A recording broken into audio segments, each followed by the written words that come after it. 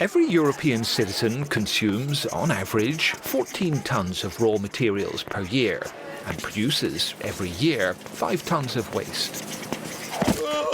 And yet this waste, these products and these materials could be reused, repaired or recycled.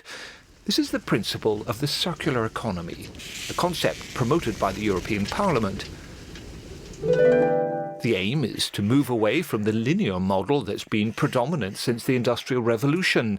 It's time to break with the take, make, use, dispose pattern of growth.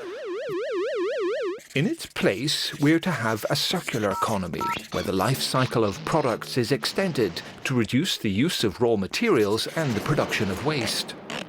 Raw materials, design, production or remanufacturing, distribution, consumption, use, reuse or repair, collection. Residual waste leaves the cycle. Recycling of what can be recycled, in order to reinsert these raw materials at the beginning of this new endless cycle.